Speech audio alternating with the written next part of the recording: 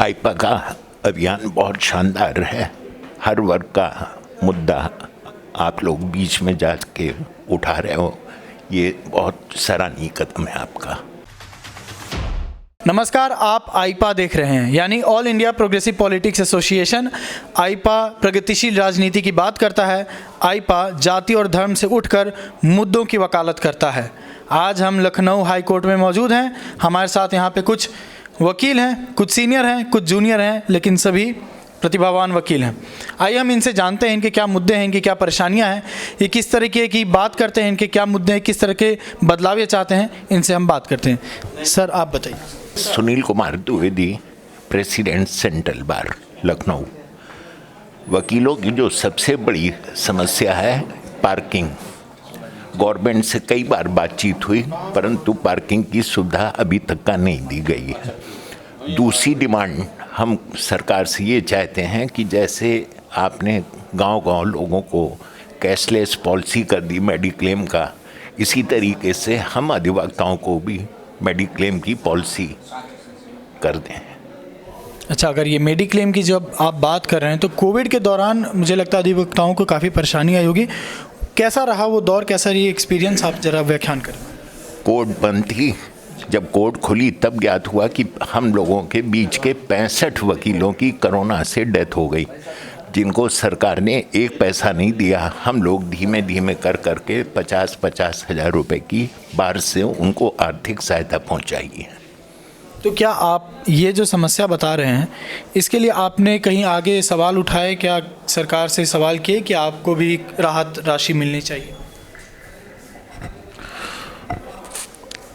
कचहरी परिसर में कोरोना काल में बहुत ही भयावह स्थिति जो है चल रही थी, और हमारे कचहरी परिसर के ही जो हमारी बार एसोसिएशन है, यहीं से जो कलेक्शन वर्क जो होता है उसी से जो हम लोग जितनी आवश्यकता अनुसार सहायता प्रदान करवा सके वही करवाई, और हम लोग को गवर्नमेंट की तरफ से समस्त अधिवक्ताओं को कोई सहायता राशि नहीं मिली। आप बताइए, आपके क्या क्या मुद्दे हैं, क्या क्या बदलाव चाहते हैं? सबसे पहले तो अधिवक्ताओं को बैठने के लिए चैम्बर का इंतज़ाम होना चाहिए, बिल्कुल नहीं है।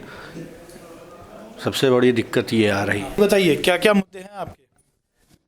पहला मुद्दा तो यहाँ की ट्रैफिक व्यवस्था बड़ी समस्या है, क्योंकि ऐसी परिस्थितियों में वकील लोग जब आते हैं तो कभी भी किसी के साथ कोई अप्रिय घटना या कोई ऐसी प्रॉब्लम हो जाए तो ट्रैफिक की प्रॉब्लम सबसे बड़ी विकट समस्या है यहाँ पे।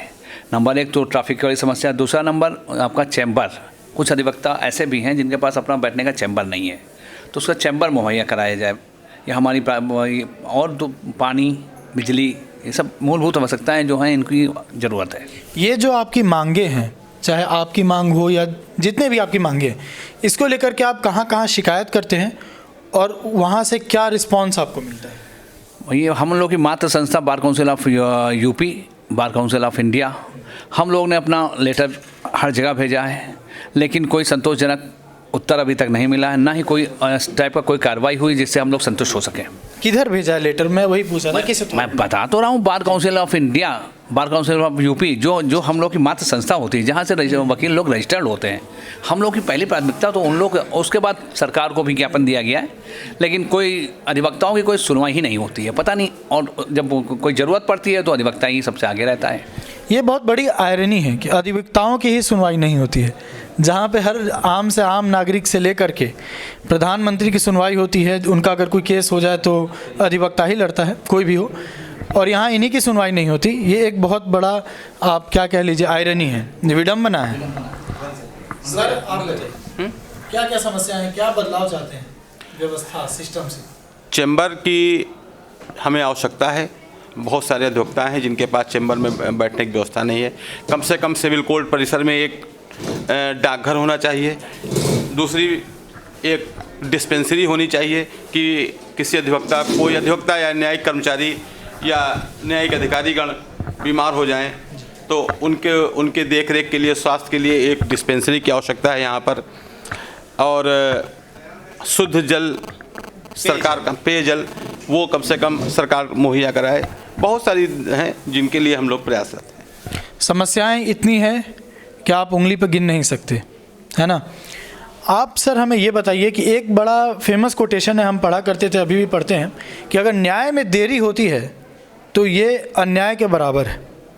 और लगातार सुप्रीम कोर्ट की भी टिप्पणी आती रहती है, हाई कोर्ट से लेकर के, और लोगों का भी यही मानना है कि न्याय में बड़ी देरी हो जाती है, खासकर सिविल मामले जो हैं, कोई केस होता है, उनकी उम्र बीत जाती है, केस चल रहे होते हैं। क्या कारण है इनके, आपको क्या लगता है, और ये किस तरह से बदला जा सकता है? आप अपना व्यक्तिगत राय दीजिए। मैं सुरेंद्र कुमार मौर्य हूँ, मैं जॉइंट सेक्रेटरी हूँ सेंट्रल बार में। हमारी व्यक्तिगत राय तो ये है कि इतनी जो पेंडेंसी केस हैं, सिर्फ उसमें यह है कि कुछ जजेस का चयन और अधिक स्तर पर होना चाहिए। जब उनका चयन होगा तो कोटे बढ़ेंगी, जब कोटे बढ़ेंगी तो काम होगा। जितनी हमारे पास जजेस हैं उससे लगभग एक जजेस पे आंकड़ा निकाला गया है, करीब 100 से ऊपर एक जजेस पे एक मतलब पर उस पर आता है। इतने मुकदमे वो भी हैं, कहाँ से होंगे? तो पेंडेंसी तो बनी ही रहेगी। बेरोजगारी एक बड़ा मसला है हमारे देश में, और यहाँ पे ये बोल रहे हैं कि एक इंसान पर एक जो जज हैं उन पर इतना केस आ जाता है कि वो सुलझा नहीं पाते हैं। तो क्यों ना इस पोस्ट को भरा जाए।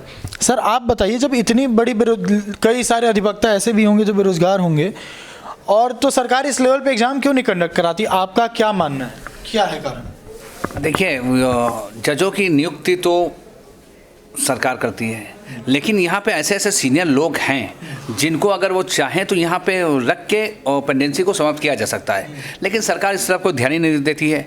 वो जिनकी व्यवस्था होती है वो अपना बन जाते हैं, लेकिन हमारे यहाँ ऐसे ऐसे सीनियर पड़े हुए हैं कि अगर उनको बैठा दिया जाए तो जो जुडिशरी पे एक जज के ऊपर 150-200 केसेस हैं तो कम हो जाएंगे। लेकिन पता क्यों नहीं होता है? अब क्यों नहीं होता भाई, अब इसके लिए तो मैं नहीं बता सकता। नहीं, न्याय मिलना तो सरकार भी लोगों के लिए ही है, लोग ही चुनते हैं, उनकी कोशिश भी तो यही होती होगी ना कि लोगों को न्याय मिले। तो ऐसी व्यवस्था क्यों नहीं कराई जा रही है कि ज़्यादा जज आएँ, ज़्यादा वकील आएँ हमारे सिस्टम में, ताकि लोगों को ऐसी परेशानियों का सामना ना करना पड़े? एक बहुत बड़ी विडंबना है न्यायपालिका की कि वो अपने रिटायर्ड पेशकार को, एक स्पेशल एक्ट है NI एक्ट, जिसमें चेक बाउंस के मुकदमे होते हैं।